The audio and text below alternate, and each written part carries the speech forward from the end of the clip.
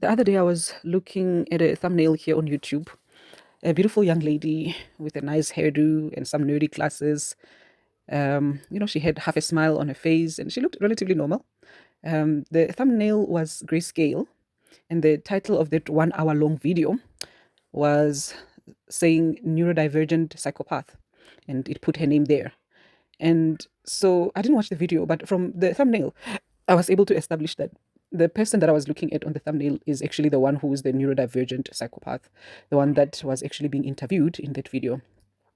So I looked at the thumbnail and I thought, my God, there's nothing about this woman's picture that would give me the impression that she's actually a psychopath. I mean, yeah, those people that do body language analysis and things like that could, say no, but that half a smile is an indicator, and perhaps they would even talk about perhaps certain expressions or micro expressions in her face, or the eyes, or the eyebrows, or something along those lines. But honestly, to an ordinary person out here in the world, there's absolutely nothing that would give away the fact that you are dealing with a psychopath. Because I'll be honest with you, when I looked at this lady, the last thing that I expected to see, as the title was, her being described as a psychopath. Um, so this is someone that if I were to come across, just anywhere out here in life, she would come across as maybe a young professional, or maybe but just an ordinary person. There's really going to be nothing that is going to indicate to me that this person is really a psychopath. I'll be honest with you. That's just how, I mean, she even looks quite innocent. Like her features, her nature, that picture, she looked innocent. She looks like she would never harm a fly. She looked like someone that you would even want to sort of like protect. You understand? That's how she looked like. So I thought, my God, yeah, absolutely nothing about this woman. I'm telling you, even that half a smile, it just looked like the smile of someone who's, um, it didn't look like it was, I don't know, anything that you would be too concerned about, that half a smile. You understand? Like, it really just looked like the typical stuff that people do out here in the world. And yes, I absolutely agree with you if you were to tell me that the typical stuff that people do out here in the world are toxic. And unfortunately, this is what we have been conditioned to accept as normal. And this is precisely how narcissists and psychopaths hide in plain sight. All right. So that half a smile most likely indicates rudeness, most likely indicates condescension, most likely indicates contempt, most likely indicates, I really don't want to do this, but I guess I'm doing you a favor. Most likely indicates that I'd rather be somewhere else. Let's be done with this kind of, but it's so subtle that, yeah, if you were to just look at it and, you're not really looking for any signs of psychopathy or narcissism or anything like that, you're definitely not going to pick it up. It's just going to come across as normal because, as I said, it's pretty much your typical picture that you come across everywhere out here in the world. This is how many people look out here in the world. Um, yeah. So, but yeah, after I looked at that picture, I just thought, talk about wolves in sheep clothing. Like, this lady was perfectly cloaked, like she was definitely well covered. The the human thing was really covering her. It was really hiding her demonism very well. You know, um, I don't know how she's dealing with her psychopathy. I don't know if she's getting any help. I don't know if she's working on it. I don't know. I didn't watch that video, as I said. I do pray and hope that she's really working against the psychopathy, because it would be quite unfortunate for both herself and humanity, I guess, if she wasn't doing that, or if she isn't doing that. But I don't know. So I want to talk about how narcissists and psychopaths hide in plain sight, because yeah, this is a serious thing. I'll always repeat this. I'll always keep saying this, that we are having a serious crisis out here in the world. I'm literally sounding the alarm. I'm not trying to be cynical, but I'm definitely sounding the alarm to say, yeah, we are in a crisis. And I've said it in other videos, which I'm not sure if they've already come out or if they are yet to come out, that we are dealing with a serious situation where we are in the middle of a war, and this is the war above all wars, and this is the war behind all wars, and this is the main war that is really going on, and all other wars are actually either a distraction, or a reflection of this particular war. And this is the war between narcissists and empaths. Humanity is under siege, humanity is under attack by an evil force that has come into the realm and has disguised itself as part of us. So we've got many human beings that are living out here in the world, and everything about them looks normal. It sounds normal. It does everything normal, just like any other human being, except for one thing: it is not a human being. Just like how those movies go that talk about, an alien invasion, that talk about some zombie invasion, some vampire invasion, some kind of an invasion, werewolf invasion. At least, yeah, even werewolf, they can camouflage themselves, isn't it? And with that movie Twilight, even the vampires, they seem to know how to pretend to be normal people that go to school and everything. So this is what we are dealing with. We are dealing with demons in human form. That's what we are dealing with when we are dealing with narcissists, and there are just way too many of them. That's why I'm sounding the alarm to say minimum 70% of our population is now narcissistic. It's basically, literally, as real human beings, especially as spiritual people, if we are not going to do anything about this, or if we are not doing anything about it, especially from a spiritual perspective, we need to know that we are literally getting fewer and fewer. We are already few and far in between, real human beings. We are already very, very few and far in between. We are literally outnumbered everywhere we go. There are way too many narcissists. Everywhere you go, you are going to most likely be outnumbered.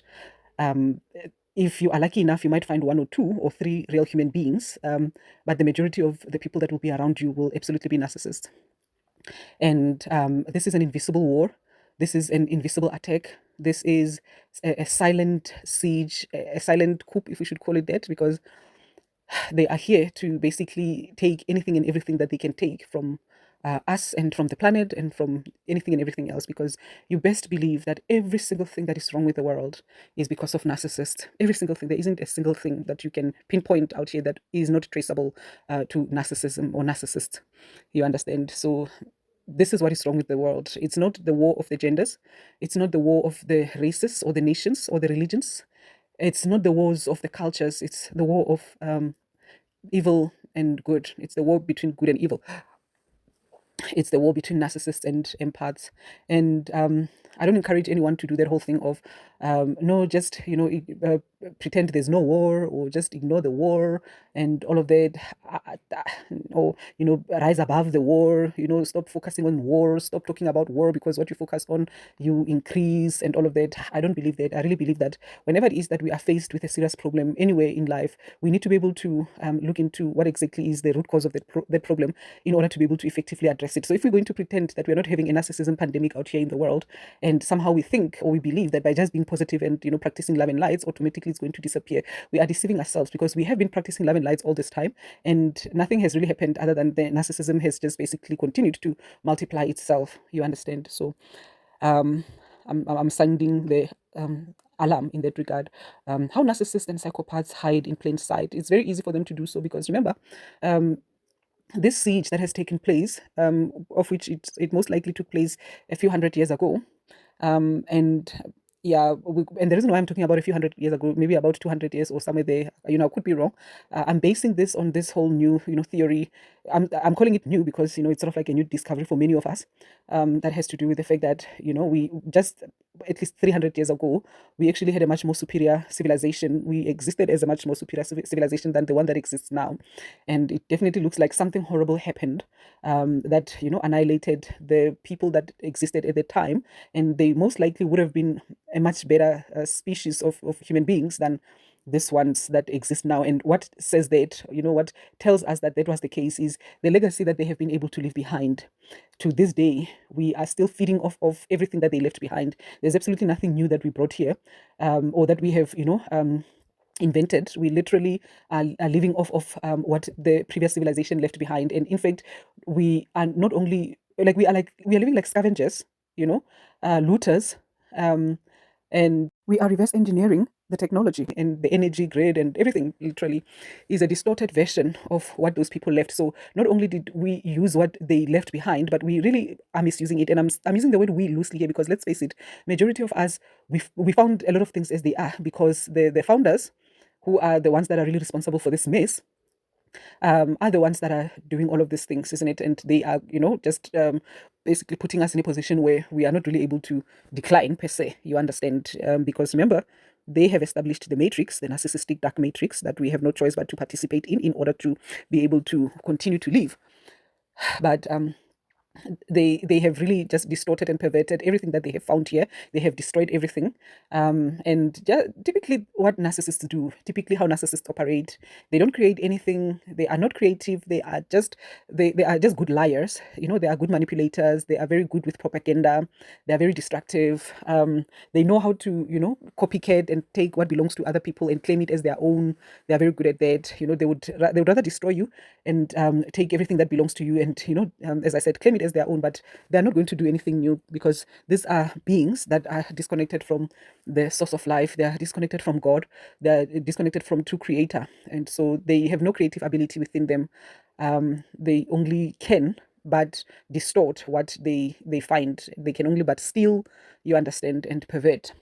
Right, so let's look at, I think I've got about 7, if not 8 points here that have to do with how they hide in plain sight. I'm not going to be focusing too much on the ones that are in charge, the ones that have set up the matrix, the narcissistic dark matrix, the ones that have, set up this system whereby it's very easy and it's very comfortable for narcissists to exist with almost, impunity, especially at a surface level. There's very little to no justice with regards to, the conduct of narcissists. And so, but nonetheless, at a spiritual level, there's always divine justice. So, and for that we are grateful, which is why I really do encourage all of us to, tackle this situation from a spiritual perspective. And this is also one of the reasons why I have those prayers here on the channel that talk about, prayers against, narcissistic vampires, prayers against evil people, prayers against basically all these prayers. The reason why I have the prayers is because I don't I understand that many of you are conscious people. Many of you come from different religions or religious backgrounds or spiritual backgrounds. I understand, but I had to put something here that is somewhat a little bit universal, and prayer is one of those things. And regardless of the fact that the Bible, and everything that has to do with Jesus Christ, and there are a lot of distortions with regards to that. There are a lot of distortions with regards to religion and everything. And people will tell you about how that everything is part of a construct. That's true. But one thing that I know for a fact is that prayer does work. Prayer does work, regardless of all of that. If you are a child of God, if you are a true child of God and a real human being, God will hear you. You understand? God hears you. And I encourage you to pray. It's one of those things that does raise the vibrational frequency. There are many things that can be done, but I had to just use something that is more universal. Let us pray for justice, for divine justice. Let us pray for the higher forces of life to arrest these demonic entities. Because, we don't want to find ourselves in a position where, in the future, with regards to ourselves and our future generations and humanity in general, we find ourselves in a position where, things get so bad. They are really bad right now. You understand? Things are really horrible right now, but you don't want them to get to a point whereby literally the narcissistic stream of consciousness and its demonic cohorts, they literally have a boot on your neck on a daily basis, and you are not able to really breathe or do anything, literally, you understand, without their permission and things like that, because that's as far as they would like to take it.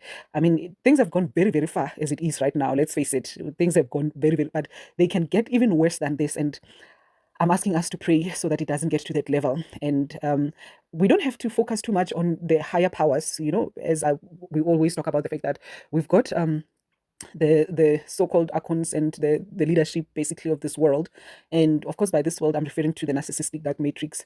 And so we've got those people that are in charge. And these people, of course, they're the ones that are setting out policies and laws. And however, I want us to also understand that we have a lot of narcissists on the ground, and these are the ones that are actually giving power to the narcissists on top.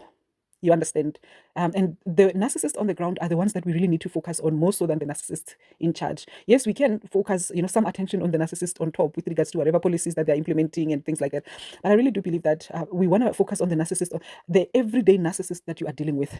You want to spend some you want to give some attention to that. So you're not necessarily giving attention to any specific person per se, but you pay attention to the energy that is coming towards you and how it's coming towards you, and you counter that energy using spiritual tools. You understand? So that this negative force of life from on top has little to no support on the ground. Basically, whatever it is that whatever role that this demonic stream of consciousness, the narcissists on the ground, whatever role that they are supposed to be playing on behalf of these higher forces, they should not be able to fulfill it. You understand? And so, but you're not going to focus on trying to corrupt the relationship between the narcissist on top and the narcissist on the ground per se. You're not going to be doing that. You are basically just going to focus on whatever it is that is coming to you. You understand? That is basically enough. Whatever it is that is personal to you, that is all that you need to focus on. You understand? And once again, you don't focus on people per se, because we wrestle not against flesh and blood. We really are wrestling against demonic entities in the spirit realm. So unfortunately, of course, they do come through in the form of human beings, but really, human beings are somewhat, as from a spiritual perspective, the least of our concern. It's the demons, and the demons are energy, spirits. And so we want to be able to tackle those. We want to be able to focus on those. And then once we focus on that, then you have the time. There's very little to do that one needs to do with the human being. You understand? Usually it's like the human being, if you don't F with the human being, it's like that's usually enough. They can do whatever, throw whatever tantrum that they want to get your attention. But usually if you don't F with them, that is typically sufficient. You understand? But you want to deal with the energy. You want to deal with the energy aspect of it. All right. And this is why prayer is so important. Okay, so let's look at number one. How narcissists and psychopaths hide in plain sight. They camouflage in the human body. They camouflage in the human image, isn't it?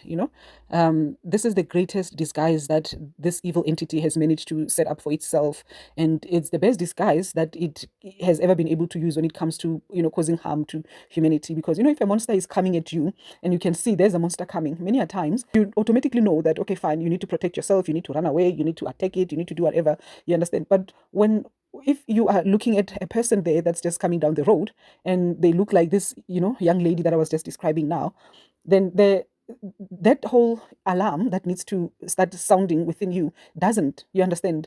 That whole thing of you wanting to, like basically your protective system, your defense system, when it's supposed to stand up, it's not standing up. You understand? This is the problem that we are dealing with. This is how narcissists hide in plain sight. All right. So this is evil. How evil is hiding itself in plain sight. Because when you're dealing with a narcissist, you're dealing with someone's child. You understand? You're dealing with someone's husband. You're dealing with someone's brother, their friend, their neighbor. You are dealing with someone who is supposedly one of us. You understand? Many a times, even when something goes wrong. Let's say, in Setswana here in South Africa, we've got this thing called mohoshi. So that's when someone sounds the alarm, and we usually sound the alarm by screaming, because mohoshi is typically something that is done in rural communities.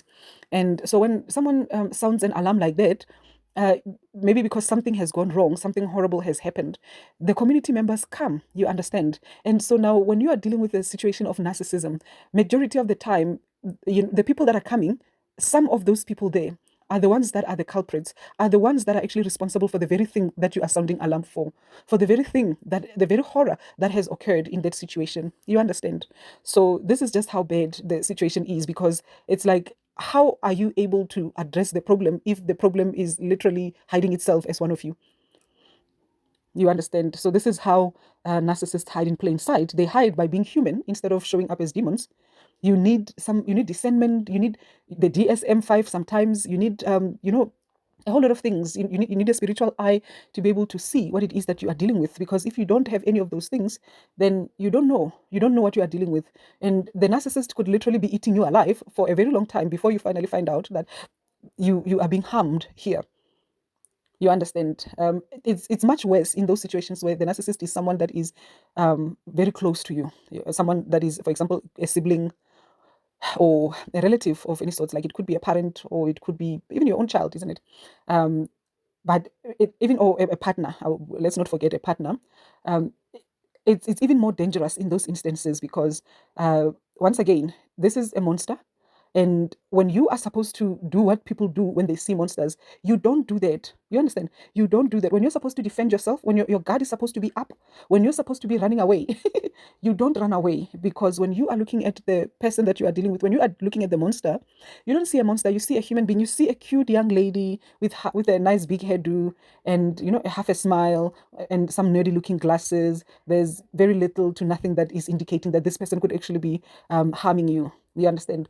I want to tell you this, that when you're dealing with narcissists, you need to understand. That's why I say we need to address this from a spiritual perspective, because you are not just dealing with a person, and you're not just dealing with a malevolent person, how that the mental health profession paints the picture.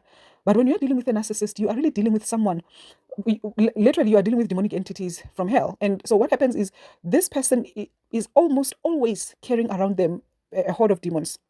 All right. And you will notice that as long as there is a narcissist around, there will always be some strange things going on in the environment. All right. Firstly, they will always create some kind of a conspiracy about the fact that there is a witch or there is a wizard or there is someone who is just bad somewhere somehow. Okay. So now it's that whole divide and conquer thing, but it's a spiritual thing. You need to understand, because the narcissist needs to inflict fear in the hearts of people around them. You understand? So there'll always be that energy of the fact that there's something wrong somewhere somehow. That's the energy that the narcissist creates around them. Because remember, you are dealing with a demon from hell. So they need to create, they need to terraform the environment, isn't it? They need to alter the environment so that it can be conducive to their lower frequency. So they need to lower the frequency of that environment. So they will set things up in that way so that they can be an energy of fear, and then they will start talking and making mention of certain things that are a little bit spiritual. You will note that, even if they just make slight hints of those things, but they will start making hints of certain things that, once again, still very low vibrational frequency, but spiritual things. For example, they might start talking about the fact that they especially here in Africa, they do love this whole thing of witchcraft and black magic a lot. But how they approach it is they are always making mention of the fact that someone is bewitching them somewhere. You understand? And sometimes they will even have someone that they would identify as the person that is bewitching them. And usually that person is their victim. Yeah, that's the person, that's their target, as you know. But whoever it is that they hate, whoever it is that they feel threatened by, whoever it is that they feel intimidated by, they will point out that person as the person that is the witch or the wizard or whatever it is that they could pay. But narcissists love witchcraft, okay? And so they are deliberately bringing down their own demonic entities. They're literally unleashing their own demonic entities into the environment by starting to create this whole notion or this whole impression or this whole thing of the fact that there's some kind of witchcraft. They create some kind of a conspiracy. You understand? They create a rumor or something. They always do that. Even if you are just dealing with a person on a one-on-one basis, this is maybe a partner or something like that. I have seen it, even if it's just a friend or whatever, or it's a relative, it doesn't matter who it is. Every single narcissist needs to create some kind of a rumor, a murmur, or something along those lines that has to do with the fact that there's something horrible, there's some kind of a danger somewhere, somehow, and this danger is somewhat spiritual in nature and very mysterious and very strange, and everyone should be afraid. And particularly, there's a certain direction that they should be looking to with regards to where that danger could be coming from, and usually it's a misdirection, isn't it? So this is something that I want people to be aware of, that that whole thing is not by mistake. The reason why the narcissist does this is because they know that they are carrying a lot of demons around them. You understand? Narcissists walk with a lot of demons. That's why I tell you that a narcissist is a walking, talking karma.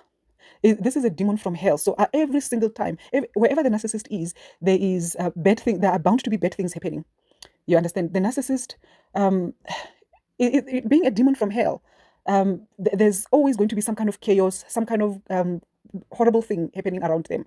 And so they need to create a distraction proactively. They need to literally distract people from what is really going on with them, and they need to misdirect or redirect people to other sources of, the real darkness, or you understand. So people need to focus on other things as to why it is that certain things could be happening, instead of those people focusing on the narcissist. You understand? And you will also note that not only will they spread that kind of a rumor or a murmur, but negative things will begin to happen. You understand? Wherever the narcissist is, there will always be some kind of negatively charged type of a spiritual occurrences. You understand? Things will get lost, for example. Things will go bad, for example. Things will go wrong somewhere, somehow. There'll be some kind of a bad luck that will begin to happen somewhere, somehow. You understand? And now the narcissist always knows proactively, because they know what they are and they know the kind of demons that they carry.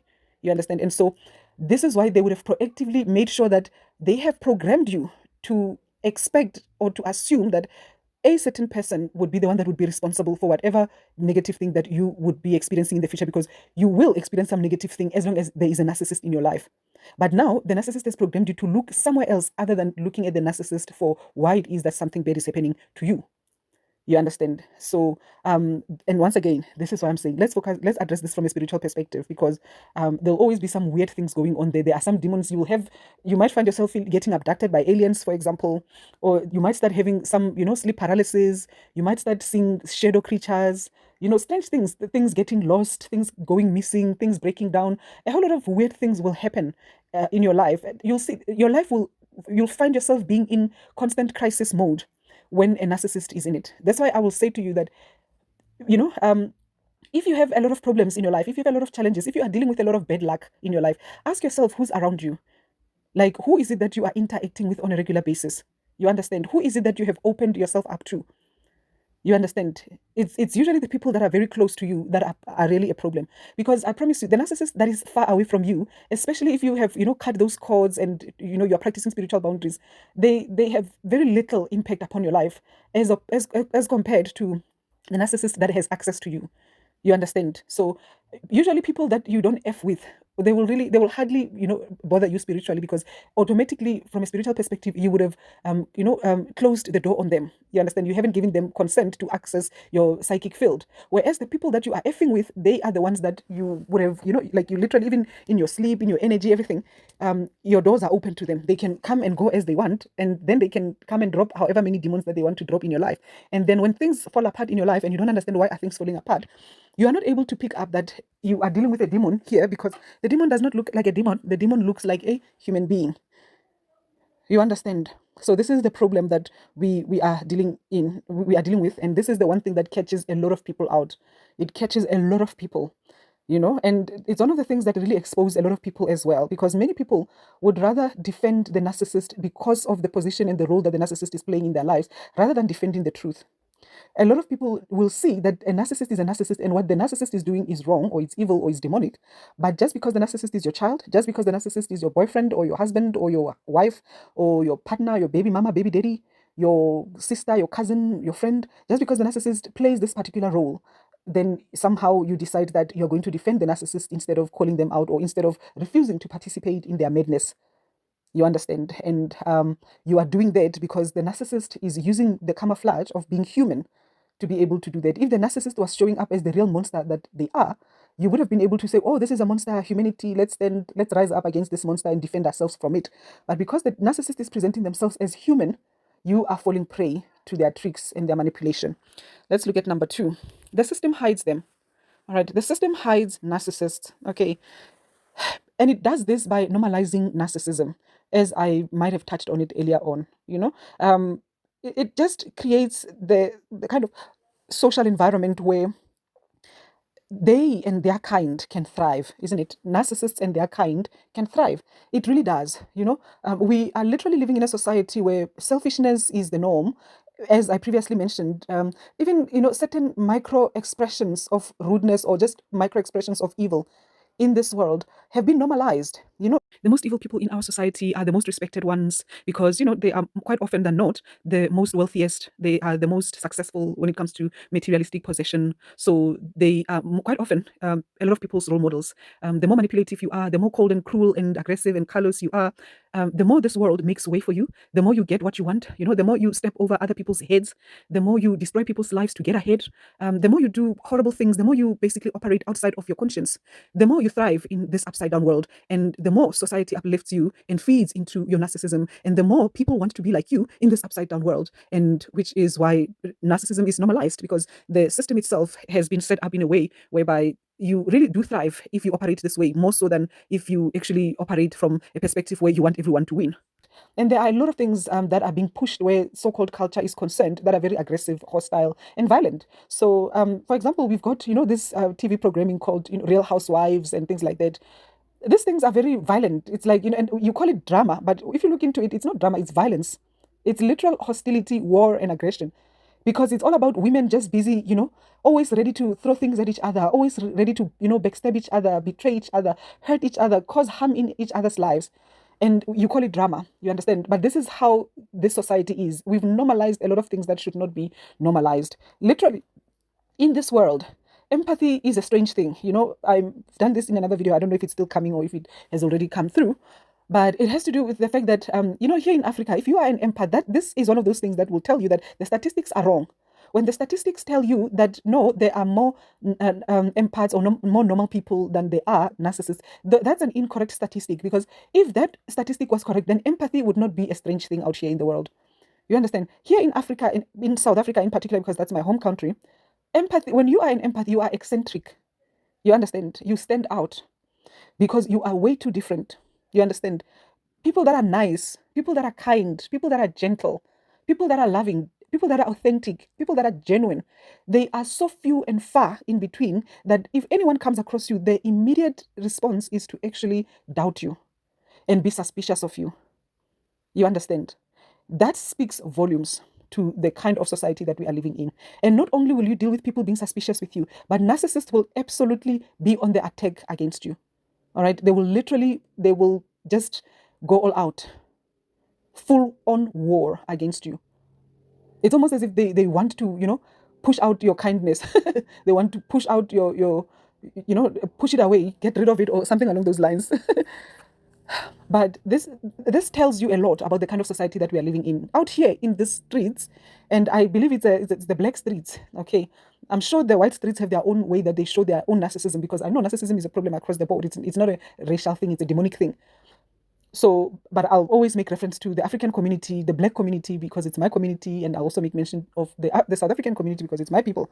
But the point here is that out here in these black streets, literally, if you are not snappy, if you are not shady, if you are not catty, you understand, if you are not rough around the edges, if you're not, quick-witted, like, very quick to respond to people in a very rude or malevolent or malicious way, if you don't know how to, personally assault or insult people, if you are not vulgar in your language or in your mannerism, people take you as weak. You understand? People don't even respect you. You understand? Because people, they see a smile as a weakness, and I've seen videos out here in the world, on YouTube and everywhere, where people are literally saying, don't smile. Don't smile, because if you smile, narcissists will target you. Narcissists will think you are weak. You understand? This is how bad things are. And you want to tell me that no, only 6% of the population is narcissist. Meanwhile, people out here are telling you don't smile. It's not safe to smile. How is it possible that we are living in a world where it's not safe to smile? You don't show signs of kindness because people will take your kindness as a weakness. And it's true. But why are people taking your kindness as a weakness? Because majority are narcissists. There are just way too many narcissists. So kindness and empathy is a rare thing. Aggression is the main thing out here in the world. If you don't have a quick, ugly comeback, there's something wrong with you. You will hear people out here in the world, either on social media or on TV, or in real life even. You'll hear people saying things like, let me just go in here and just destroy this person. Let me finish them, and you'll hear people cheering such kind of statements on, yes, yes, woo, woo, woo, woo, go ahead and finish them. And then afterwards, you'll hear people even celebrating afterwards saying, oh, yes, oh, you finished them, oh, you killed her, oh, you destroyed her. And they'll be celebrating such kind of things because for some funny reason, somehow, someone has decided that this is actually a normal way to do life. This is a normal way to address conflicts. This is a normal way for human beings to exist. But what kind of people is it that see this kind of things as okay? It's one thing if such kind of things are done by children, because that says someone somewhere somehow has not corrected these children. But it's another thing when adults are doing these things. You understand? Because if adults are doing such kind of things, who's going to correct those children? But I've seen way too many adults out here in the world doing such kind of things. So evil has been normalized, and yeah, it's quite a disappointment. And so you cannot tell me that there are more good people in the world than there are evil people. There are more normal people than there are narcissists, because then this BS here would not be the case. The thing about us real human beings and empaths is that we operate from a place of decency, however you want to call it. We are not perfect and we don't always get it right. But as far as possible, we prefer to operate from that place where we don't hit below the belt. We quite often prefer to tackle the real issue at hand rather than, doing personal insults and personal attacks against people, using their shortcomings and weaknesses against them, calling them out in that regard and shaming them and so on. We prefer not to do such kind of things because we understand that it's absolutely beneath us. It's something that would not necessarily be done by anyone who is, operating from a place of decency. And unfortunately, these are some of the things that the narcissistic stream of consciousness sees as a weakness. And sometimes you'll even hear people saying, oh no, it's because you cannot, stand up for yourself. You cannot defend yourself. You cannot. But the thing is, how do you defend yourself against a beast? And some people are proud. Some narcissists are proud of being beasts. That's why you'll even hear them saying, let me, she went beast mode on her. He went beast mode on him. Those kind of things, people are proud of such kind of things that are, once again, they are not part of an evolved stream of consciousness. They are not something that is coming from your higher self, but rather they are things that are coming from your lower self. But once again, if you are dealing with a majority of people that are narcissistic, such kind of things would be okay. But that's not how normal human beings operate. Those are not the kind of tools that we use, whenever it is that we wrestle at any point in time. And this is why I am asking many of you to say, let's tackle this situation from a spiritual perspective rather than from any other perspective, because there's really nothing that you can do with a narcissist. You can't reason with a narcissist. There's nothing that you can do with do you understand? There's nothing there to work with. All right. But from a spiritual perspective, there's definitely something that you can do. So in most instances, you will have to come across as the fool. You'll have to come across as the fool that they mock and ridicule and laugh at and jeer at and do all sorts of strange things at. You'll do that. They did the same thing to Jesus Christ. So they'll do the same thing to you as well. And it might as well just be fine, if they keep doing this at a surface level. But from a spiritual perspective, make sure make sure that there are definitely things that you are doing, hence the prayers that I've shared with you here. And so defend yourself at a spiritual level, call upon the higher forces of life to stand on your behalf. You understand? Because definitely, if there's anyone that knows how to deal with narcissists, is God. If there's anyone that can sort a narcissist out, that is definitely God. And God knows how to dish karma to a narcissist. All right. But actually, I've been thinking about this for quite a long time. This thing of the kind of programming that we are having out here in the world, the kind of TV programs and everything, we are only seeing it now, perhaps, but this thing has been, embedded in society for a very long time. It's like ever since these people came, these demons here that are in charge of this narcissistic matrix, ever since they took over, they've been at it. They've really, really been at it. So I was watching, there are some, sitcoms, some, comedy series that are from the 90s that I used to watch. I still do watch some of them. And what's the one thing that stands out more so than anything else in those TV series? Or TV series is the narcissism, the promotion of narcissism. There's this one about Hyacinth. It's keeping up with I forgot, keeping up appearances. That's the name of the sitcom. It's a British sitcom, and it's a very good sitcom. You will laugh a lot. I enjoy that sitcom. But this is a narcissistic woman, and fortunate enough, she's a little bit harmless and so on. But the reality of the matter is that there are way too many Hyacinths out here in the world, and it's their conduct is not that harmless and it's not that funny. You understand? And I really believe such kind of programs, whether it's intentional or not on the part of the writer, the system is using such kind of programs to literally normalize narcissism. You understand? I do not doubt at all that the system is using this kind of programming, literally programming, to program humanity, especially narcissists. This is why I say that some TV programs are actually programs for narcissists, for them to consume and it's like, they are downloading those programs because remember, narcissists don't have connection to higher forces and higher powers. So when you receive downloads from the higher forces of life, narcissists are not receiving downloads from the higher forces of life. They are usually receiving downloads from the system, from the narcissistic dark matrix. And how do they receive those downloads? They are doing so via the TV programming, the radios, the social media, and everything. You understand? So these programs, majority of them are for narcissists. These are literally instructions, subliminal messaging for narcissists in terms of what is it that they need to do. And unfortunately, yes, some of us real human beings do get caught up in those things, especially whilst we are still fast asleep. You understand? And then there's this one where it's Still Standing. It's a comedy series. It's a family comedy series. And so this keeping up appearances that I was just talking about now, it's a lady, it's an elderly, sort of like middle-aged lady, or is it middle-aged? Maybe she's in her 40s or something like that. And it's an old one, that one. I don't believe it's from the 90s. It's probably maybe from the late 80s or maybe early 90s. But this lady is very narcissistic, and but how it's being portrayed, her narcissism it comes across as very innocent and ignorant and very funny because it's a sitcom. And then Still Standing. This is an American sitcom from the 90s. And so this is a family. It's a husband and a wife, and there are 3 children. And there's another lady there who's the aunt, the sister of the wife. And then from time to time, there are other people that, get to play along, be guest stars or whatever it is that you call them. But the family, if you watch close enough, you can see that the nature of that whole sitcom, and this is not to bash the sitcoms or the program itself, because they are very nice, they are very enjoyable. I'm pointing out the narcissism. If you look at the program itself, like the whole show itself from the beginning up until the end, it's about narcissism. The theme is narcissistic. The theme is that it's okay to be aggressive, it's okay to be rude, it's okay to be mean. It's okay. It's like it's okay to even be horrible towards people who are not as aggressive as you. I would encourage you to watch 1 or 2 or 3 episodes and come back and let me know if you catch my drift here. So, and this is a lot of shows. It's like anyone who's not aggressive, anyone who's not snappy, anyone who's not mean, anyone who's not conceited, who's not evil in some shape or form. The program portrays them as if there's something wrong with them, they are weak, they are a disappointment, and so on. And of course, over and above all of that, then it does sort of create this thing whereby, we have some squabbles here and there, but we always work it out and everything is fine. But once again, that's not the case with true reality. You understand? In true reality, when you're dealing with narcissists, there's no happily ever after. There's no that whole thing of, for example, in this family, the father is mistreating his son because he's very nerdy. And the daughter is also mistreating, the same, her own brother as well, because, he's nerdy. Everyone sort of like mistreats him. And then, of course, there's the aunt as well that is being mistreated for other reasons as well. And they've got some similarities with the son, the nerdy son as well. And So in that movie, in that pardon me, in that series, they always work things out, isn't it? On TV, people always work things out. Things always, end up happily ever after. But in true reality, that thing rarely happens. You understand? Here and there would be those indicators in the series that, oh no, you are my son, I love you, I now see you, I acknowledge you, I'm proud of you, and all of these things. Those things don't happen in real life.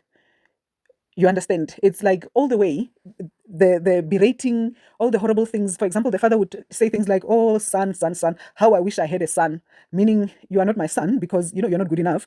Into reality, the narcissist out here in this world will usually run with that part where son, son, son, I wish I had a son, and that would be the end of it. There's not going to be that whole thing where we make up, and I really feel bad, and I'm really sorry for saying such kind of things, and I'm going to be a better father now. That never ever happens. You understand? You've got an evil sibling, they're not going to change and somehow become sweet and kind towards you or anything like that. No, they're just going to continue to berate you and say all sorts of disown you at school, things like that, isn't it? So this is one of the ways that the system normalizes this evil. Okay, because really, if you look at that program, it's kind of easy to see that, especially the way that wife and husband carry themselves, you can see that these are narcissistic people. And yet the program, it tries to portray them as people that are just broken. They've had some challenging childhood here and there, especially the men, and so on, but they're just human beings that are just trying to get by and so on. This is how the system conditions humanity to treat narcissists, that we are all broken. We are all human beings, we all have issues, and that's true, we all do. But here's the thing: the rest of us have empathy and a conscience, whereas narcissists don't. You understand? We care about other human beings. Narcissists don't. They pretend to. They talk about it. They talk about empathy. They act like they have empathy. There's no one who will demonstrate empathy to you like a narcissist who's trying to be on your good side, who's trying to definitely sell the image of being a good person for the sake of, usually they are trying to counter something that they know is going to show up sooner or later. Okay, so this kind of programs, really, majority of them, I'm still saying they are fun. We laugh at them. A lot of programs from the 90s, and I know even whatever it is that is showing up now, there's still some kind of an agenda. There's still some kind of programming that narcissists are downloading that is supposed to be directing them with regards to way forward. You understand? So this kind of programs that I'm talking about here, how they were programming the narcissist is basically to say it's good to be evil. It's okay to be evil. It's normal to be evil. And not only was this programming for narcissists, but for everyone else to say it's okay. So if you've got an evil narcissist out here in the world, they are okay. Actually, they are more normal than you. You are the one that's not normal. That's not a narcissist. Pretty much that's the message that was being broadcasted there. You understand? Very subtle, very, very covert. You are not going to see it with a naked eye, but if you know what it is that you are looking at, you'll be able to see it. And the programming is everywhere. Is everywhere. Even with the religious systems that we have created, if you look closely enough, this kind of religious systems have been protecting narcissists for a very long time. How many women have been trapped in horrible marriages and you were told you cannot leave him because, God is not going to be happy with you? How many children have been in situations where they've been horribly abused by their parents, and talking about adult children of narcissists, and they've been forced to basically continue to play whatever role. And if you know anything about a narcissistic parent, they're very controlling. They are horrible. It's a curse, literally, if you are born of narcissistic parents. Like, it's a curse, and they will curse you like nobody's business. They will tell you you'll never come right. As long as you do not do what I want you to do, you'll never come right. And usually what they want you to do is to pay them back for raising you. Ooh, I'm laughing, but it's not funny. It's just that, sometimes you just want to laugh at these things because it's like, what else can you do about it? But narcissistic parents typically expect you to pay them back for raising you, for keeping you alive instead of letting you die. I wouldn't say they drive a hard bargain. I say they play zero-sum games. It's a lose-lose situation. You'll never win. It's like the love of a narcissistic parent is very conditional. Okay, so, and these people use things like, you have to honor your mother and father, okay, so that the days of your life can be increased in the land that the Lord has given you. If you don't do that, then you are going to be cursed. That's what they will literally tell you. All right. Talk about misusing of scripture. Okay, so a lot of anyone that has dealt with a narcissistic elder or parent, you know very well how they know how to quote the right scriptures when it suits them, isn't it? So it's really horrible because these are the things that the system has set up for a very long time. Even before we found out about this label of narcissist, we've been dealing with this problem where the systems that have been set up within society have been set up so that narcissists can actually have an advantage over real human beings, and regardless of who those real human beings are, whether it's a spouse, a child, a friend, a colleague, an employee, or an employer. It doesn't matter who you are. The system has always been set up so that it can give narcissists an advantage. And of course, it protects them. It protects them. You understand? It protects them by conditioning you to overlook evil. And of course, it protects them by also conditioning you to remain in a state of guilt and shame, always living in fear of being judged, always living in fear of being punished by a higher power, by God, by life, for not obliging the narcissist. The narcissists play an evil, evil game. And many a times, at a surface level, it's always going to look like it's just, it's just a squabble. That's what it looks like, just a squabble. But at a spiritual level, it's a psychic assault. It's an attack. Okay, it's an attack. People die from narcissistic assaults, which is why, once again, I always invite us to implement spiritual tools, because narcissists know exactly what they're doing. They know who they are. They know that everything that they're doing, for example, the programming, the social media, the drama, everything, the gimmicks that is just out here on the surface, it's literally just a disguise. It's literally a gaslight. It's a distraction. It's just so that you don't get to see the real thing that is happening behind the curtains, the real Wizard of Oz behind the curtain. They don't want you to see that. They don't want you to understand that the real thing that's going on is that you are under attack as a real human being. Firstly, they are trying to take your energy, and then once they are done with your energy, they want to undo you. Narcissists are self-destructive. So they don't care if they have to destroy every single little human being that exists out here in the world, and then eventually everything ends up exploding. They don't care. Because I promise you, once every single real human being is gone from this world, then there's going to be very, very, very little to no time before the world literally implodes or explodes. Something will happen. Some big, massive disaster is going to happen, and it's going to be the end of the world for real. The only thing that is still keeping things a little bit intact, keeping things somewhat a little bit, I don't know, normal, because normal is loosely used right now as a word on my part. The only thing that's keeping things a little bit temperate, like, it's the existence of real human beings. Once the real human beings are gone from here, the whole thing is done. It's done. The narcissists are non-player characters. You understand? And they know it. They know who they are. They know what they are. They are soulless beings. They are demons from hell. They have no script. They have no purpose. They have no storyline. They have nothing. There's no meaning for their lives. That's why they have to constantly be fiddling with other people's lives in order to feel significant. Because they have no life of their own. They have nothing to offer other than drama, other than gimmicks, other than entertainment. Outside of those things, a narcissist has nothing. There's no essence. A narcissist will never sit with you in quietude and just enjoy your presence and you enjoy their presence. They will never ever be able to do that because they have none. They have no presence. Their presence is a demonic one. So the only thing that literally brings significance in a narcissist life is their ability to cause harm to other people, to distract. If they can find you on some kind of a mission, they make it their mission to make sure you don't accomplish your mission. You understand? Because they don't have a mission on their own. Other than hijacking your mission, perhaps, and making it their own, they have no mission of their own. They have no path. They have no life of their own. They have nothing of their own other than the materialistic things. Other than the surface level stuff, narcissists have nothing else. They are empty tins that make the loudest noise. And so they absolutely need real human beings to,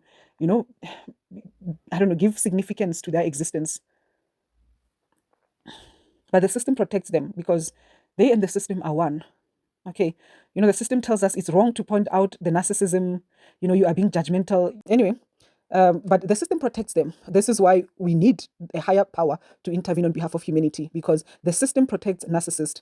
All these people that are busy saying, no, but you have to forgive. God says we must forgive and forget. Why is it that we want to hold things against everyone? No one is perfect. He tried his best and everything. And it's like, here's the thing. It's one thing to try your best as a normal human being and everything, but it's another thing to harm another person and cause such destruction upon their life deliberately and intentionally. But this is what men will do out here in the world. And we all know about the story where the man will build everything upon your shoulders as a woman. And then once he is okay, then he goes and finds some gold digger somewhere who will basically just come and inherit everything that you worked hard to build. Isn't it? So the system, says, no, just forgive, be forgiving, be kind, stop calling people narcissists, just be understanding and, be patient, and all of that. Yeah. Respect your elders, be kind, be generous. I absolutely believe that we should respect our elders, and at the same time I believe that we should call things out when they are not right, and you can still communicate. This is something that this narcissistic upside down matrix does not understand, and it's by intention, of course, because when you're dealing with narcissists, there's no room for reason. When you are calling someone out for something in the narcissistic world, you are considered to be disrespectful if the person is older than you. Even if you are not swearing at them, even if you're just being polite with them, but you are literally expressing your dissatisfaction at their conduct, they will take that as an assault. They'll take that as an insult. They'll take it as a disrespect, because a narcissist doesn't expect to be told anything. So if this is a child, a younger, person, and you are somewhat confronting them about anything, you are being, horrible to them, you are being evil, you are being rude or whatever to them. If this is an older person, it's like, oh, you are being disrespectful. You will never win with a narcissist. You will never win. They do not understand. And, I was just looking at a post the other day. Someone had made a post here on YouTube, and they were saying, to a narcissist, everything is an attack. Like literally every single thing to a narcissist is an attack. There's nothing that you'll ever do to a narcissist that they will not take as an attack. You understand? Especially if it has to do with them not getting their way, then you are, attacking them. So, and then they will come and quote all these scriptures, and then their flying monkeys will be doing the same thing in the system. There's so much content out here in the world that subtly promotes narcissists and narcissism. It's not even funny. Because the system protects narcissists. I mean, I'm hearing these days that apparently out there in America, a man can come from prison and immediately demand full custody of his own child. Straight from prison, he can demand full custody of his child, and he could get that full custody. I mean, what kind of a world is that? Where a person who is, and usually this kind of people, they would have done something horrible that would have caused them to end up in prison. But the system still allows this person to literally have, I mean, you don't know what has happened to that person in prison. We've all heard of stories, things happen to people in prison. And this person comes from there, and then they're supposed to take care of your child. Dear Lord. Have you noticed that we've only actually been able to really understand narcissism, like literally over maybe the past 15 to 20 years? And it's not like narcissism was not there all along, because I can tell you now, narcissism has always been here. I really, really believe strongly so that narcissists have always been 70% of the population, minimum 70%. Because I know for a fact that narcissists always need numbers for their advantage. So I don't believe that there was a time when we had anything less than 70% when it comes to narcissists out here in the world. But don't you find it interesting how that only about 15 to 20 years ago, we've just started to discover what narcissism is? So how come we are literally only discovering this now? Why was this thing not, made public knowledge all this time? The whole time. And even the mental health profession, it's still very slowly but surely, only now trying to get to that point where it's allowing itself to really be more open to looking into this problem of narcissism, isn't it?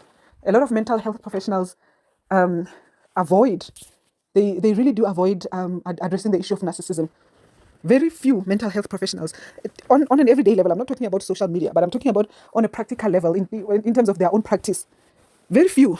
Like you literally, if you are dealing with a narcissistic abuse issue, especially in a relationship setting, very few psychologists and psychiatrists and therapists and counselors, very few of them understand narcissism to a point whereby you can, like literally, most of the time, if you're dealing with a problem of this nature, when you need to get help from a therapist or from a mental health professional, you have to make sure that this person specifically knows and understands. You have to be specific about your requirement, that you need someone who's going to be knowledgeable and who's going to be able to assist you about this particular problem. Because if you don't, then you are most likely going to find yourself usually you'll be dealing with a narcissist, because many of them are narcissists as well, unfortunately. Or else you're going to be dealing with someone who is so, out of touch with that reality, that they'll be telling you how that, you need to basically learn how to be okay in difficult situations. I'm laughing, but it's not funny. But you'll hear those kind of advice, from mental health professionals, that, you need to be okay with being in difficult situations. And it's like, yeah, I don't know how that's going to fix the problem of narcissistic abuse. I really don't know, because all I know is that many people have died trying to be okay in difficult situations, especially in difficult relationships. Many people have died, like literally. Like, if we were to tally the numbers of people who die at the hands of narcissists with that whole, plausible deniability situation, if we were to really tally how many people have died from narcissistic abuse, I think many of us will really be will be even more alarmed than we already are. Let's look at number 4, the use of social currency. Okay, so narcissists hide in plain sight by using social currency to their advantage. As I always say to you, that narcissists need numbers. They need numbers. Narcissists always make sure that they garner people, they gather people to their side because they know what they are. And they know sooner or later someone is going to find out. And so they need to make sure that they always have an alibi. You know how the Bible says the wicked runs even when no one is chasing? You understand? The wicked is constantly planning and plotting. The wicked is constantly weaving some kind of a web of a situation because they know what they are. Narcissists know they are demonic entities that are up to no good out here in the world. So they make sure that they have at least 1 or 2 or 3 or 4, minimum 2 alibis. They always want to make sure that they've got an alibi. Someone who's going to, give them that vouch of confidence. Someone who's always going to say, but I know so and so, they are a good person, they've done this and this and that. That's why I say to you that majority of people out here in the world who are narcissists, the reason why you don't see them is because they are covert narcissists. The people who are committing crime and doing all these horrible things out there, they are narcissists, majority of them, but they are sociopaths. You understand? Many of those people are sociopaths and psychopaths. Those are the type of narcissists that they are.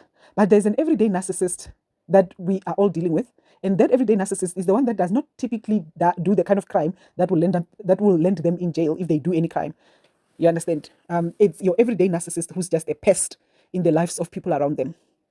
And so covert narcissists, typically how they operate, because remember, a covert narcissist operates just like a psychopath, except that they don't take things to that extremity that psychopaths take them to. So a covert narcissist is very strategic. They play a long game. Unlike a sociopath, you understand, the sociopath usually does things short-term, for short-term purposes and so forth. The covert narcissist plays the long game, that looks at things sort of like from a long-term perspective.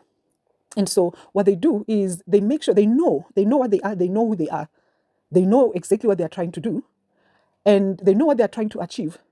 And so what they're going to do is they know that they need an outlet for their, their monstrosities and their demons and everything. They know that they need to do that. So unlike your typical narcissist who's a nuisance to everyone, this is your low-functioning narcissist. The low-functioning narcissist is typically annoying to anyone and everyone. That's the sociopath. The overt narcissist and the sociopath, quite often, they might just a little bit here and there overlap kind of. But the covert narcissist is not the one that is, flamboyant per se, that is always, trying to let everyone see them and, trying to get attention in the particular way. No, they're all always trying to get attention, but they don't try to get it the same way. You understand? The covert narcissist is an undercover narcissist, literally. So what they will do is they will make sure that they get a few people. I mean, they don't mind to literally have everyone thinking that they are a good person, except for one person, that they show that person their true colors. You understand? They will find that one person that they deem to be so-called weak. Usually it's the mixture of a lot of things because they simultaneously see you as a threat and at the same time they see you as someone who is weak, someone that they can literally just do all these things to, someone that they think they can get away with by doing certain things to. You understand? So they will find that one person and use that person as a scapegoat, whereas everyone else, they get to be kind to them, they get to show them how wonderful they are, how loving they are and everything, and all their evil venom, they get to vent it on this person. And then of course, they will from time to time keep expressing their frustrations about this person. Many a times, none of those things are really founded per se because, narcissists know how to embellish things and how to decorate them, and they know how to make people look really bad. And usually, as normal human beings, and sometimes, many of the flying monkeys, the people that the narcissists recruit are narcissists themselves. But typically human beings, when someone is kind to you, when someone is nice to you, and then they're telling you, how that someone is just bad or nasty or something, someone is frustrating them in some shape or form, you fall for that as a normal human being. Like normal human beings typically fall for that. It's like, oh, how could they be like that? How could they be so horrible? How could they be so evil to you? And you fall prey to that. What you're not realizing is that you're actually being used as a flying monkey. You are being recruited into basically the dark plots and, whatever it is that the narcissist is doing there. All right. So this is how they use social currency to their advantage. So a lot of narcissists out there that are getting caught, that are doing crime, that are doing all these horrible things, majority of them are just sociopaths. These are low-functioning narcissists. But your typical everyday narcissist, which is majority of narcissists out here in the world who make a huge portion of the population, majority of them, they are very, very covert. You will not find out about them because most of the people in their lives don't know how horrible they are. You understand? Only 1 or 2 people in their lives know how horrible you are. That's why, when it comes to narcissists, you could ask one person, how is this person? And that person will tell, oh, no, they are amazing. And then you'll ask someone else. And then that other person will be like, nope, this person is horrible. This person is a monster. You understand? It's because they know how to compartmentalize their image and the impression that they create on other people. They know how to switch it on and off. That's what we always say in the narcissistic community, isn't it? Right. So now let's look at what else. What kind of notes have I made here? Narcissists use associations. They use profession, and they use the roles that they play in society to legitimize themselves and to diminish any doubt about their credibility. They use that as well, isn't it? So they will always use some kind of authoritative or some kind of respectable social standing to their advantage. So they always gravitate towards things and positions. That's why they will even use social leverage in this particular way. You understand? They do this proactively because they know that they're gonna need an alibi. That's the only reason why they do the things that they do it, because they know they need an alibi. And of course, they also do it so that when they go out for their target that they're going to try and siphon energy from, or try and get whatever it is that they need to get, they use this weight that they have that is resting upon the kind of position that they are holding. They use that weight to be able to get the things that they want. You understand? So they are strategic like that. This is how they camouflage themselves. This is how they hide themselves. You understand? Very, very sneaky, very crafty. You understand? Very strategic, if you want to put it that way. The covert narcissist is very, very strategic, and the covert narcissist is the majority of narcissists that you will come across out here in the world. Most of the time, you are dealing with a covert narcissist out here in the world, and you're not even aware, because it's a covert narcissist. And usually, if the covert narcissist doesn't want anything from you, or it's like you're probably dealing with this person once off. Majority of the time, you're not going to see anything about them. You understand? You're just going to see them as just an ordinary person. It's only the people that are close to the covert narcissist and that have rubbed the covert narcissist the wrong way somehow that will know the true colors of the covert narcissist. You understand? So let's look at the other point that I've made here, notes. They make sure they have social accounts with a large social following or a friend group. So they are always in, and also they're always in attendance of most social engagements, and they always make sure that they recruit everyone in their space, to knowingly or unknowingly play the role of the flying monkey. Okay, so they make sure that they have large social following, of course, or a large type of a friend group. And sometimes they will say, oh no, I don't do a lot of friends. Sometimes they will just do that kind of a thing, or say that. You never know whether it's true or not, but usually they might virtue signal just so that they can come across as if they're not the covert narcissist that's busy doing certain things, isn't it? So whenever it is that there are social engagements and so on, narcissists make sure that they are always participating in all these things. Anything that will, present the narcissist as an upstanding citizen, they will definitely do that. I'll always say that the real covert narcissist, the real McCoy narcissist out here in the world, which is majority of narcissists, once again, they are the model upstanding citizen. You understand? They are the ones that does this narcissistic dark matrix very well. You understand? Whereas a normal person, many a times, they might have a lot of frustration about a lot of things, on this plane of existence, and might not necessarily participate in a lot of things about this world. You understand?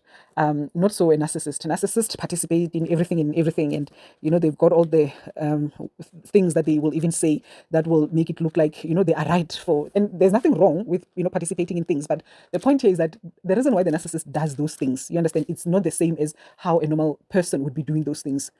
And unfortunately, this day and age, a lot of normal people don't participate in a lot of things anymore, because who wants to be around narcissists? Even Sam Wagner himself, who is, a diagnosed narcissist, and, he is also self-professed narcissist, and he's a professor of narcissism as well.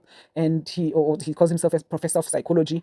And so he has extensive work, extensive literature, content, everything, books, you name it. Interviews. He's done a lot of work on this topic of narcissism, and he will tell you this: normal human beings feel uncomfortable around narcissists. You understand?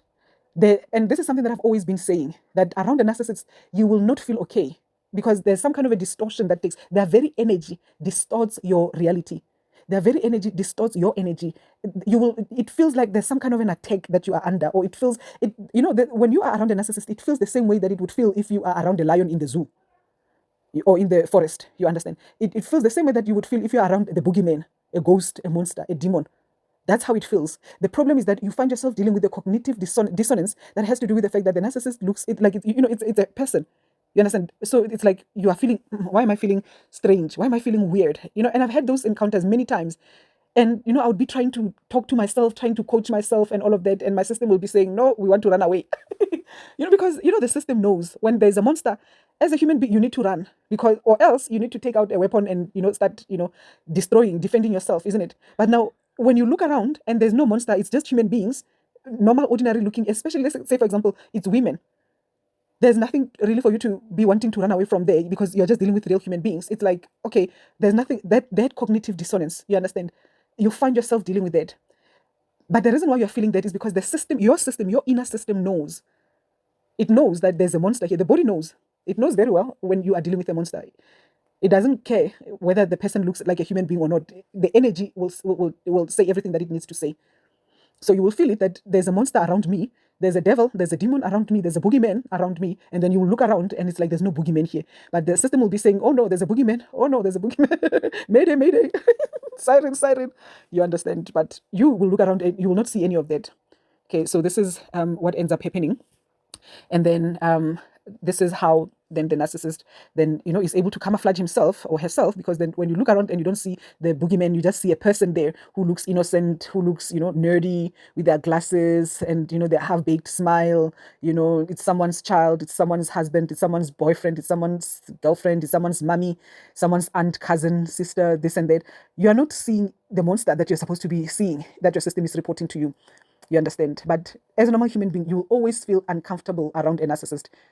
And the cognitive dissonance is worse if you are dealing with someone who's trying to absolutely convince you that they are a good person. Someone who's love bombing you, for example, someone who's trying to convince you that they are normal. All right, it's very difficult. So, and once again, this is one of those things that puts you in a position whereby now you switch off that alarm because you think this alarm is not working properly, because it's telling me that something is wrong, even when there's nothing wrong. So let me just switch it off because it's not working properly, so that now this person can come and go into my energy field as they want. And then this is how the narcissist then comes in with their demons and they wreak havoc in your life. All right. So they also use their relationships to make themselves look more normal than others and to assert themselves as the standard of normalcy. They also often adopt certain daily routines which can be witnessed by others to be perceived as admirable. For example, a lot of narcissists, maintain a very speak and span house. A very speak and span image. They run their households in a particular way. They sometimes they will wear only certain brands or use only certain brands. Narcissists like brands. Narcissists are very materialistic. They'll always have that thing of I only use Russell Hobbs in my house. I only use Smeg in my house. I only use this and that. And then sometimes even when they attack you, they'll be attacking you about such silly things like that to say, I wouldn't be bothered with people like you because, you only have this and this and that. You don't have this and this and that. And they are so invested in creating a certain image about themselves. Narcissists will get themselves in financial trouble sometimes just so that they can have a certain image. You understand? They have to wear certain types of brands. They have to have certain types of brands even within their own households. They have to live a certain type of a lifestyle. There's no one who is constantly in competition with people like a narcissist. A narcissist is, when they say keeping up appearances, as I was talking about that sitcom earlier on, this is really something that narcissists like to do. Narcissists love to keep up appearances. Narcissists are all about keeping up appearances. It's all about image management, brand management, because they have to maintain a brand, because they have to control the narrative of how people think about them, because they want people to see them in a particular light so that, their demonism can be hidden. So all of that is just to distract people from the demons. That's all. So they need to look a certain way just so that they can, distract people from the demons that they will be looking at. Because if you were to see the narcissist with the spiritual eye, all you'll see is gremlins and goblins and golems, all sorts of horrible creatures. That's what you will see. Many a times, if you ever find yourself in a situation where you are facing a certain position and somehow the narcissist comes from behind you, you understand, there is a certain energy that will just, come upon you, that you will pick up, it will startle you. There's something that happens when a narcissist comes through. Usually you get startled whenever it is that, someone suddenly appears from behind you or, from behind the corner or something like that, from around the corner. Something happens, but there is something about when that happens with a narcissist, all right, that you will notice. And for me personally, how I see it is it's a glimpse, a brief glimpse of seeing the true nature and energy of the narcissist. All right, because majority of the time, even when the narcissist shows up like that, they themselves might not be expecting you to be there, and then you are also not expecting them to be there, kind of a situation. So you might be startling each other, and then so it's like you might have caught them off guard, and at an energetic space, there might be certain things that are left exposed because maybe the person, is not aware that anyone might be looking at them or expect, because whenever it is that they deal with a person, they switch on a mask, isn't it? But when they are alone, the mask is almost always off, even like just at an internal level. You understand, at a spiritual level.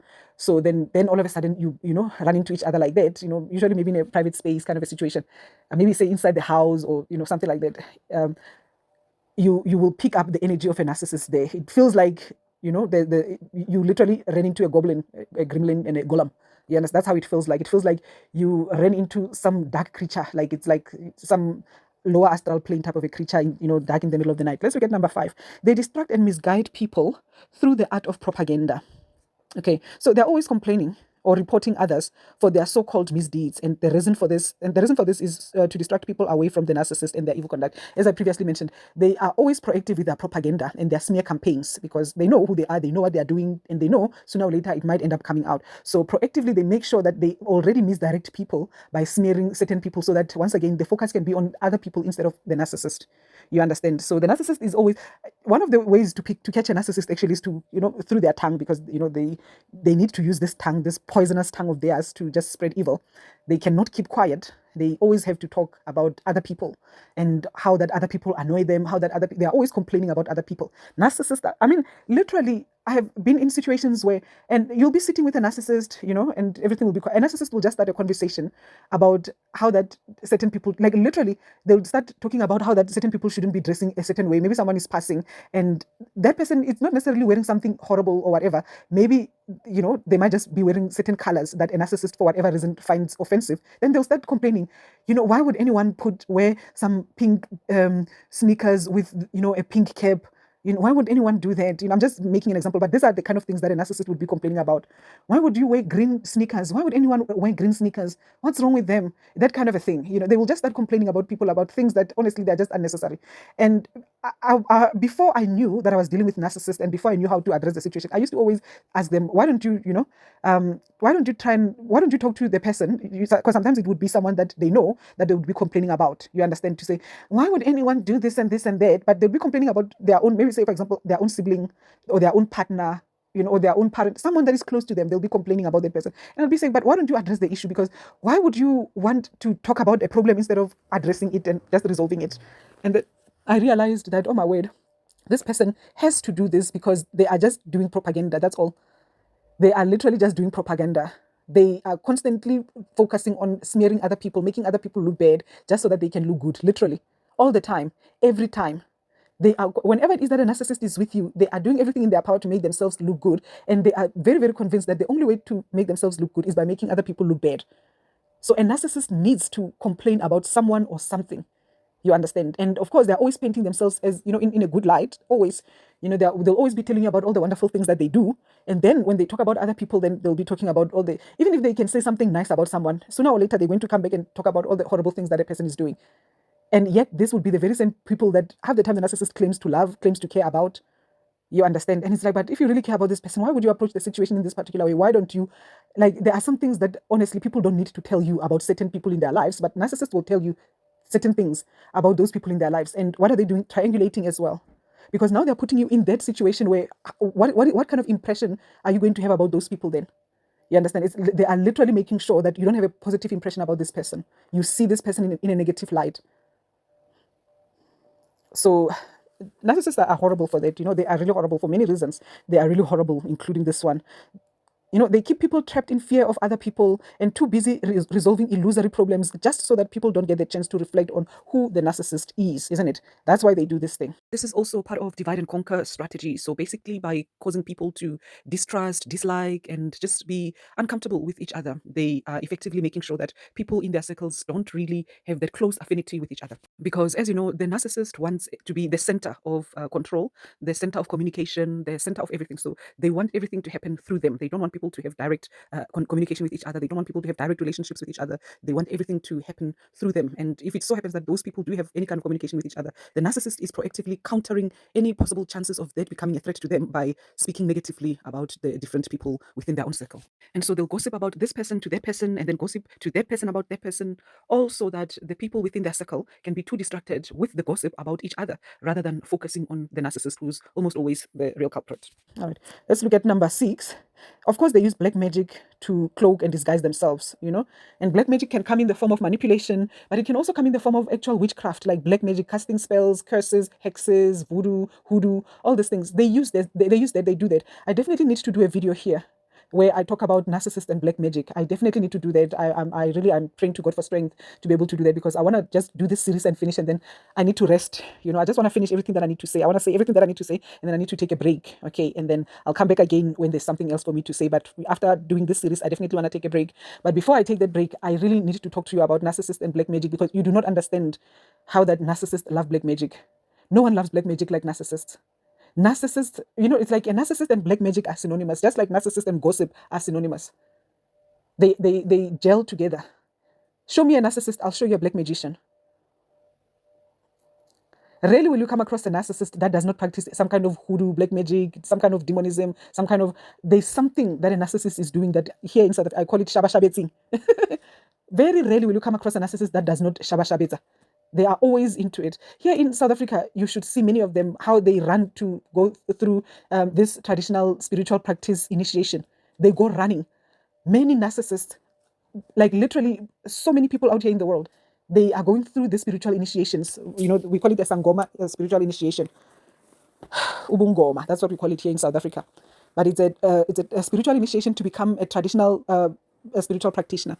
Basically, if you are a narcissist, you are basically learning how to be a black magician. And these initiations themselves, they don't necessarily, show you ways of consciousness and so forth. Unfortunately, this is the truth of the matter. As unfortunate as it is, this is the truth of the matter. Here in Africa, this traditional spiritual practice has deteriorated. There are one or two few spiritual practitioners who are really light workers and empath, and somehow they just found themselves in that sphere. But their aim is really to help people, and they do help people, but they are very few. Majority of spiritual practitioners here in Africa, particularly here in South Africa, but I really believe across Africa in general, we are dealing with that problem where it's really black magic. So even when they take you through initiations, they're not taking you through proper initiation. They're actually taking you through black magic initiation. You are learning to be a black magician. Because remember, the type of so it has deteriorated. I don't know if it was ever, operating at a very high level and so forth. Because as far as I can remember, as far as I've known it, it has always been this type of spirituality that is very shady, which has to do with the fact that majority of the time, if you go to a spiritual practitioner here in Africa, it's for them to help you to get rich quickly, for them to help you to do evil things and not get caught or not be punished for it. For court cases to be dismissed, that kind of a thing. Even if you are guilty, like really, and it's one thing, let's face it, there are certain things out here in the world whereby the system really puts us in certain types of corners where that's not what I'm talking about. I'm talking about situations where you outright went and did horrible things. You literally just went and killed people and did things, and then the next thing you expect to basically get off scot-free. So you go to a traditional spiritual practitioner to help you like that. You just give him money, and then they give you the right kind of concoctions to protect you. You go to a spiritual practitioner to get help to, basically give someone a love potion so that they can be attracted to you, they can fall in love with you, and they can throw away their lives and their future and their destiny, and basically be in love with you outside of their own divine will or their own free will. To even keep them with you. You can go to bewitch whoever it is that is a problem to you, that you feel they are a threat or whatever. You can go to basically cause distraction in people's lives. You go to a spiritual practitioner to get those kind of things. You understand? So this is how people use, spirituality here in Africa, majority of the time. Now the question is, what type of people are doing that kind of a service? What kind of people are okay with providing that kind of a service? And also, what kind of people are the ones that are demanding that kind of a service? This is why I'm telling you that we have a problem here of narcissism out here in the world. Because all of that, this is materialistic spirituality. You understand? This is materialistic spirituality. This is not true spirituality. Okay? Because true spirituality has to do with you evolving spiritually as a person from within. Not how many muti spells do you know, how many all sorts of concoctions and spirits that you can conjure and all sorts of things like that. So I'm definitely going to talk about the kind of black magic that narcissists practice. I'm going to talk about narcissist and black magic in general. So number 7, they play the victim card very well. Narcissists are so deluded that they believe their own BS, isn't it? They are absolutely convinced that they are the victims of the very people whose lives they are trying to destroy. You understand? I mean, yeah, talk about demonism, talk about madness, talk about everything that is horrible and evil. No wonder people believe that narcissists are victims too. You understand? It's easy, when a narcissist comes to you and they are really disappointed or feeling very bad, they are frustrated about something that someone does or someone has done. Honestly, you will believe them because they look so convincing, because they themselves are convinced that indeed they are a victim of something and someone else. You understand? When you call a narcissist out on some kind of BS that they're busy conducting, when they present themselves to you, when they present themselves to someone else, they're going to come across as if they are a victim of you. When a narcissist wants something that is unreasonable from you and you say no, they will cry foul. And how they present themselves, they are so convinced that you are wrong for that. You understand?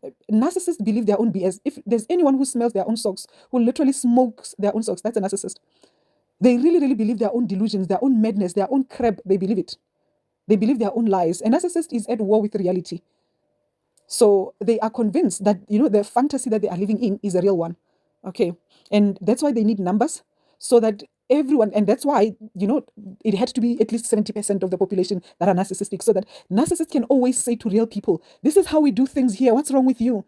We are all like this. We are all living like this. Why are you so oversensitive? That's how narcissists operate. They use numbers like this. You understand? They use numbers in this way to sustain the illusion. And so they will come and they will present themselves innocently.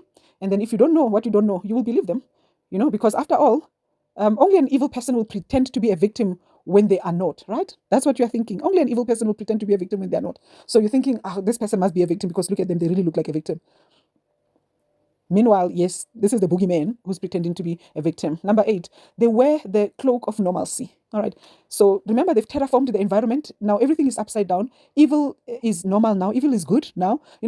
At some point, one day, a narcissist said to me, good is evil and evil is good, or something like that.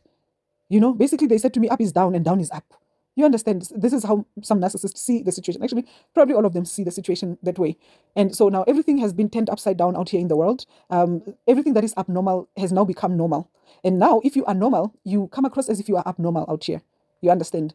So this is how upside down everything is. So now, narcissists are roaming around the world, coming across as if they are normal. Out here in the world, it's normal if you are busy posing on your social media, pouting with your mouth, doing that pouty thing with your mouth, isn't it? I forgot what they call it, but they've got a name for it, the thing with the mouth, and you're looking as arrogant and as conceited and as haughty as ever. That's the thing. If you look that way, you're getting 100 likes, you're getting 1,000 likes, you're getting thousands, tens of thousands of likes, isn't it?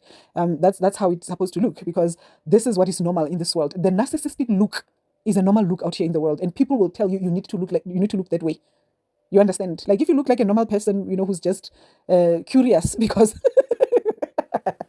the normal look of a normal person really is a curious look, okay? Because it's like, okay, it's a beautiful day, or it's a whatever day. All right. What is it that I can glean from this day, from this world, from life and everything? That's a typical normal look of a normal human being. That is a big no-no in this world, okay? In this world, you're supposed to look like, you're supposed to look arrogant. You understand? You're supposed to look like you are pissed off, excuse the French. You're supposed to look like, I don't know, but you're supposed to look like a narcissist. You're supposed to carry yourself like a narcissist as well. I don't know if you've seen how narcissists will often carry themselves, especially the ones who, I'll say, quote unquote, who are feeling themselves. There's a way that they walk like, I own the world, I own it. And some life coaches and gurus will be telling you, yes, you should walk like you own the world and everything.